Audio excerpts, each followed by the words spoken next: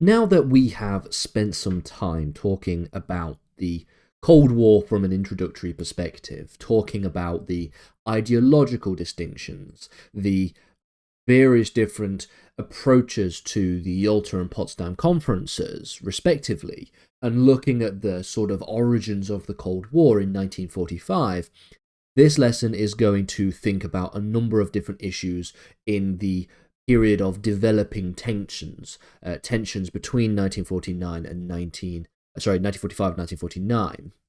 We're going to talk about the Soviet Union's occupation and control of Eastern and Southern Europe. We're going to talk about Kennan's long telegram. We're going to talk about Churchill's Iron Curtain speech, the Greek Civil War, and then think about the policy of containment and the Truman Doctrine towards the end of this video. And so to begin with, we're going to spend quite a bit of time talking about the occupation of various parts of Eastern Europe. And it should just be noted at the beginning that the Soviet Union sought to establish a sphere of influence in Eastern and Southern Europe, aiming to expand its communist ideology and ensure the security of the Soviet Union from further invasions, a so-called buffer zone. Now, when we think about Eastern Europe, there are a number of different areas in which we can examine the establishment of Soviet control. The following are where we're going to look, beginning first with Poland then. After the Red Army drove through the Nazi forces, the Third Reich in Poland, the Polish government in exile in London, which was backed by the West, was sidelined for the Polish provisional government of national unity, which had been dominated by the Polish Communist Party, which was of course aligned with the Stalinist regime. Now, in 1947, the Soviet-backed Polish Workers' Party, which would later be known as the Polish United Workers' Party, had begun to consolidate power and authority, and the government ultimately would fully align with Soviet interests. And so once it had aligned with Soviet interests and consolidated its power by 1947, we see the interests of suppressing non-communist political groups, as well as the establishment of a Soviet-style one-party state. And so by 1947, Poland had been firmly entrenched into the sphere of influence under which we see the Soviet Union.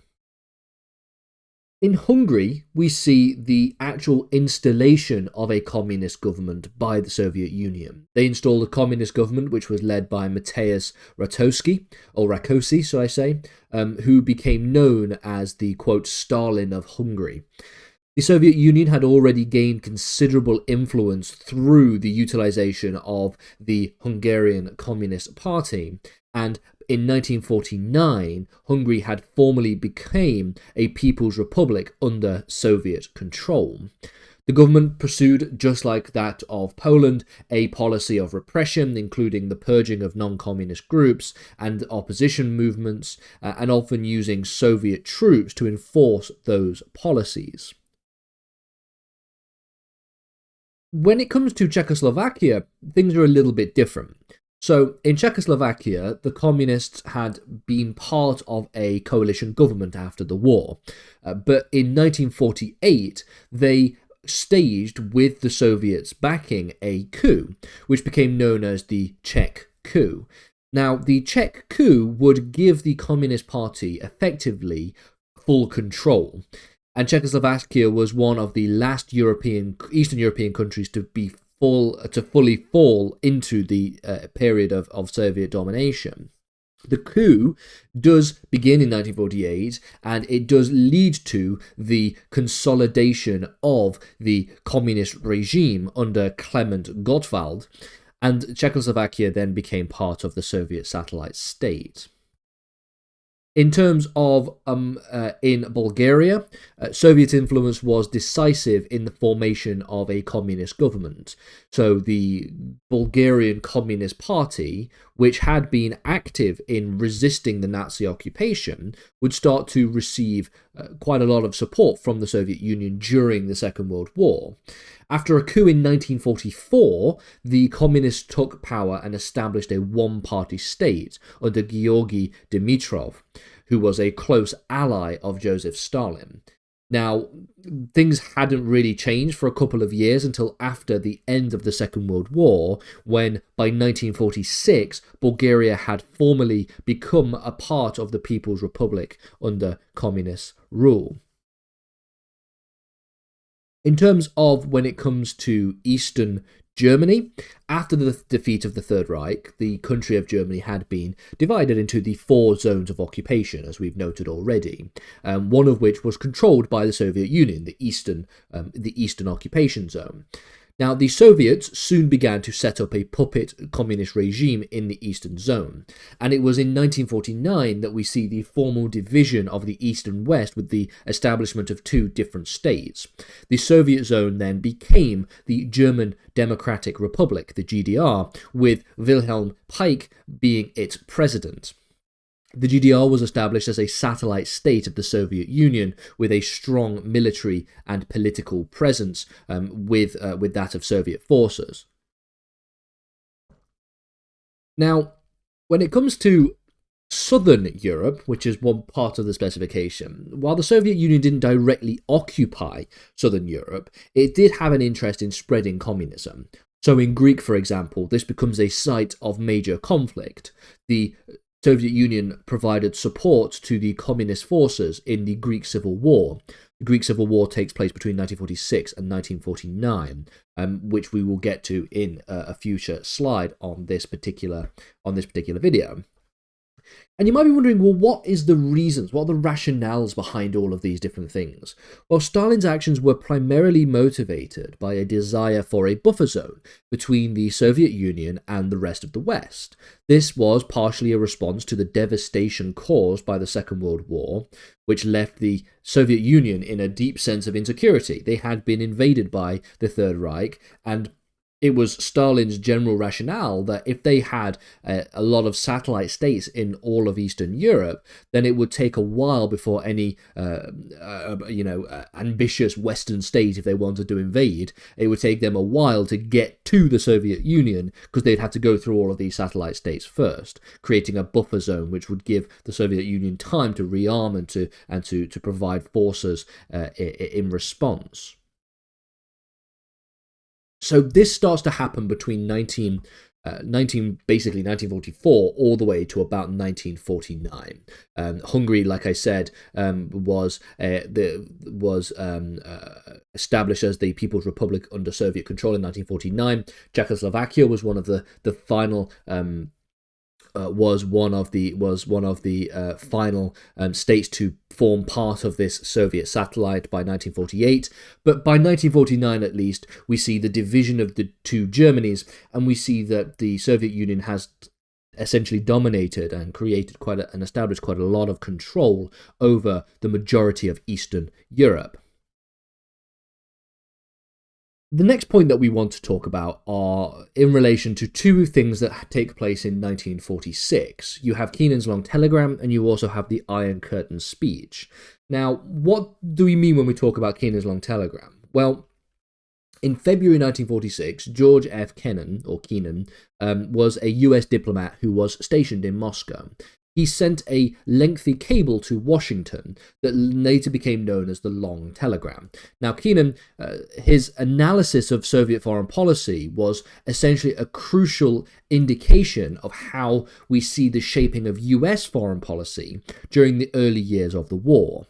Now, the Long Telegram essentially made 3 main statements and 3 main points. The first concerned Soviet expansionism. Keenan argued that the Soviet Union was inherently expansionist and would try to spread communism globally. He viewed the USSR's action in Eastern Europe, for example, as obviously very clearly expansionist, and its support for communist parties as evidence of a broader effort to expand its influence.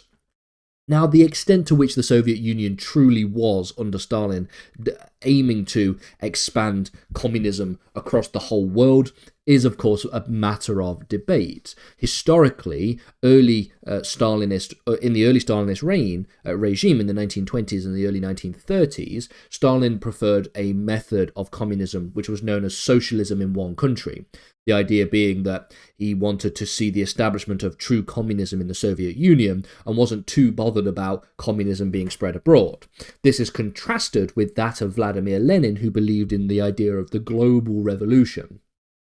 Now, by the end of the Second World War and the start of the Cold War, Stalin's position had changed slightly. He wanted to expand communism, at least in the case of trying to establish a buffer zone.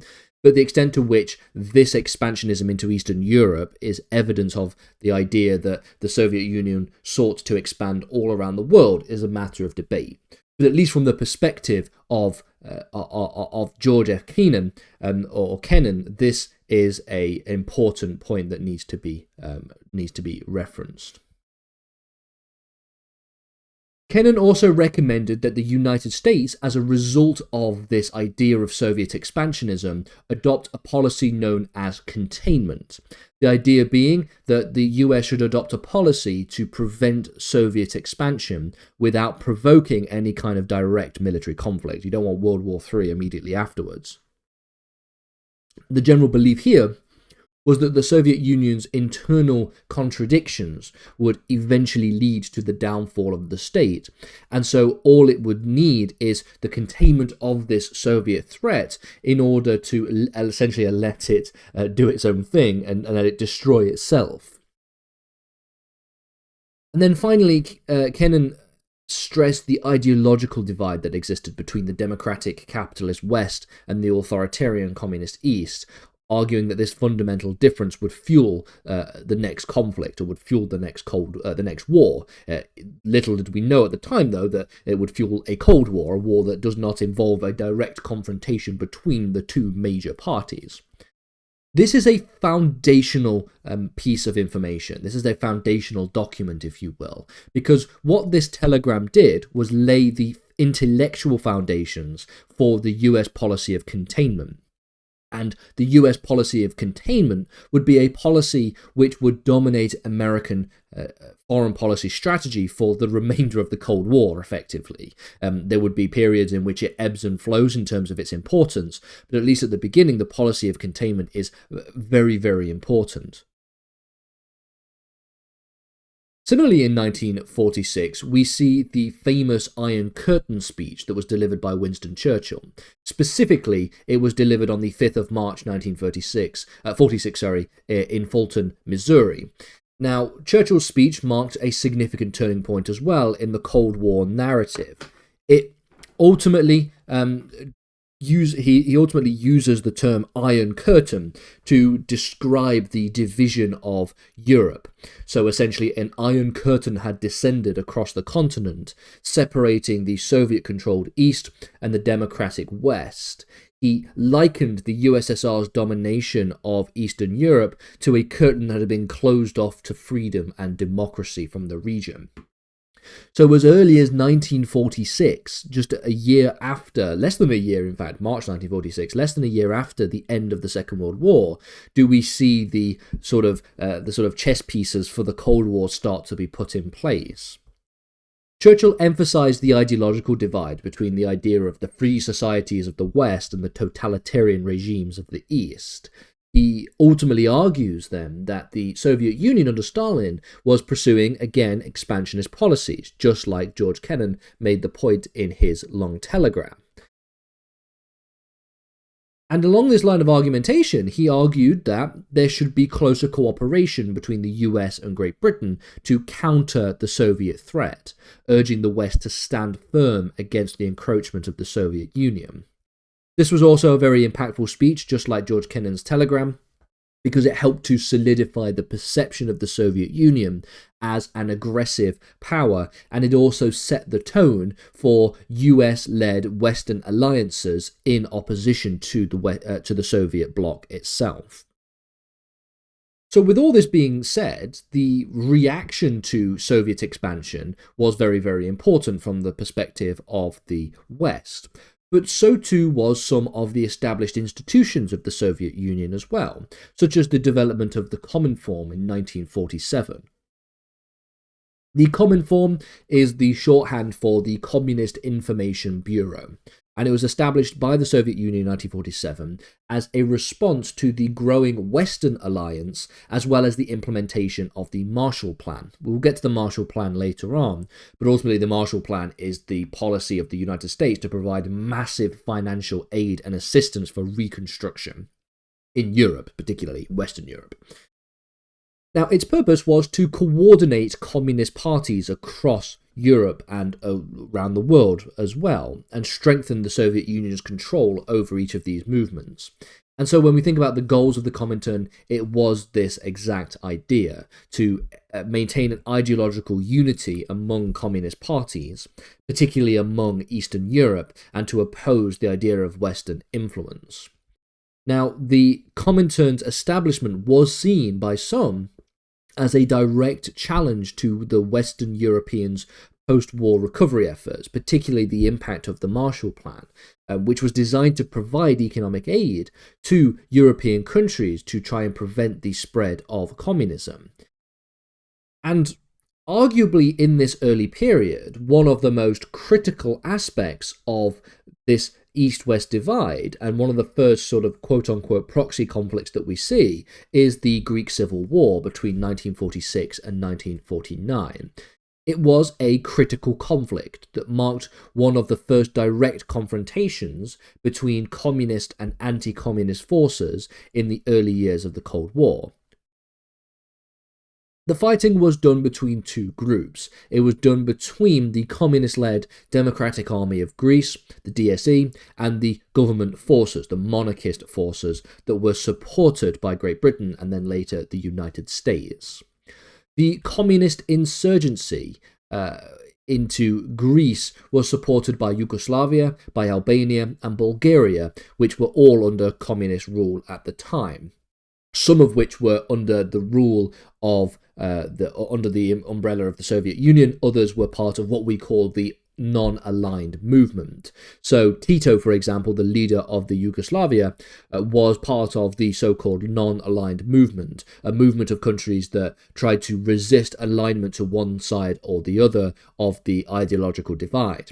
Now, for the most part, the non-aligned movement tend to align more so and fall more into the Soviet sphere of influence. So, for example, the Middle East had a number of countries that were also part of this non-aligned movement, such as Egypt, for example, that would increasingly provided support and intel by the Soviet Union, particularly given Egypt's conflict with Israel at the time in 1948, in 1956, in 1967, and in 1973, multiple different conflicts between the Arabs and the Israelis. So too was Yugoslavia. It was a communist state that was so-called part of the non-aligned movement, but would also fall into the sphere of influence of the Soviets from time to time. Now, the Greek government itself, which was monarchist, was supported by the British and the Americans, and they fought to maintain control. By 1947, however, the British announced that they could no longer support Greece, and so instead the United States stepped in to provide substantial military and economic aid. Why then is the Greek Civil War so important? Well, because it symbolized the ideological struggle, and it would also provide a template for the kinds of conflicts that we will see later on, particularly the Korean War, for example, and also the Vietnam War more specifically, because it marked the beginning of the United States' active involvement in containing the spread of communism worldwide, something they would try to do in Africa, in Latin America, and in Asia, as well as the attempted spread of the Soviet Union's influence in places like Greece, and the Chinese influence in Vietnam, and the Korean influence in the Korean War.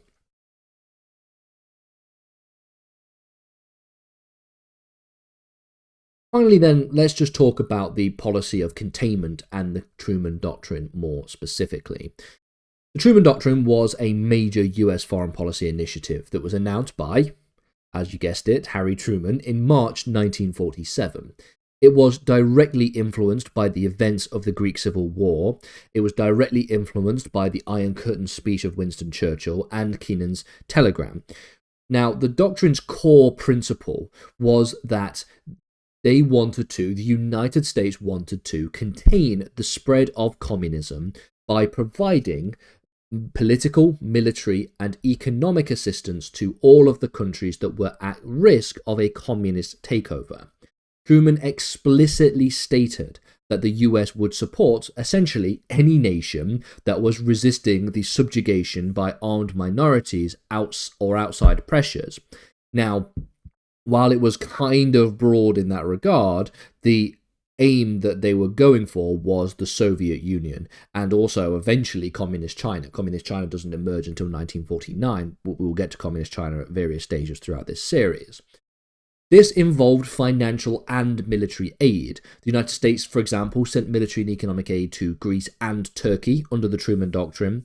Both countries were seen as vulnerable to communist influence, and it marked the beginning of the US policy of active engagement in international conflicts to prevent the spread of communism. It marks a major shift from before the Second World War, a policy of isolationism, to after the Second World War, a policy of radical interventionism, intervening in foreign affairs. Its significance is that it marked the formal containment doctrine by the United States, the policy to essentially contain the Soviet Union and its ideological expansion. It was the foundation of US foreign policy for much of the Cold War, and it led to the formation of military alliances such as NATO and the implementation of the Marshall Plan, and bringing the United States into major armed conflicts like the Korean War and the Vietnam War specifically.